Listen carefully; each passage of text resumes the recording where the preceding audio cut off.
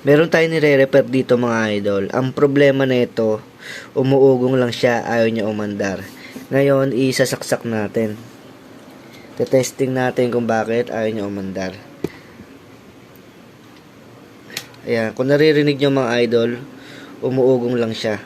Tapos, tutulungan natin ng kamay kung aandar siya. Ayan, kung makikita niyo umaandar mga idol, umaandar siya ng ng kanan. Tapos ngayon din na siya umandar. Ayun, umaandar din siya ng pakaliwa. So baliktaran yung andar niya. So kapag ganun kasi baliktaran yung andar, dalawa yung niyan, yung nagiging dahilan kung bakit ganun. Mahina yung capacitor o sira na yung motor. Ngayon, i-check natin kung yung capacitor niya ay good o sira na. Kasi kapag mahina na yung capacitor, iikot din siya talaga ng pakaliwa. So tingnan natin kung kung sira na yung capacitor niya.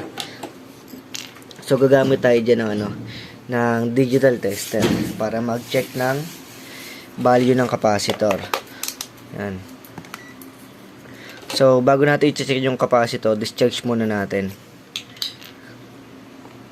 Tapos set natin yung tester sa yan. Diyan natin siya i-check.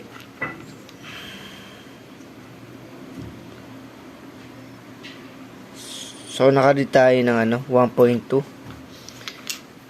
1.2.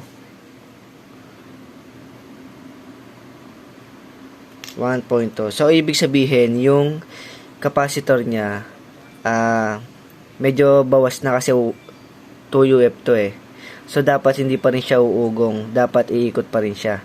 So ang problema na nito mga idol, kapag ganun umiikot na ng pakaliwa, dapat kasi ang ikot ng electric pan natin puro pakanan lang. So umikot na siya ng pakaliwa.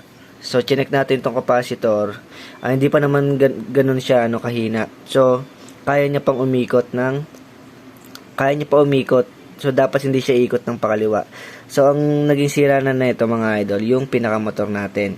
Yun yung naging sira niya na, kaya siya umikot ng pakaliwa.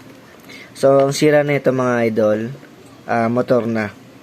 So ganun lang mag-check mga idol kapag yung electric pan natin ay umiikot na ng pakaliwa. Ang una nyo i-check dyan yung capacitor. Tapos kapag okay pa naman yung capacitor, ang pinakasira na nun ay yung pinakamotor na. So ganun lang yung mga idol.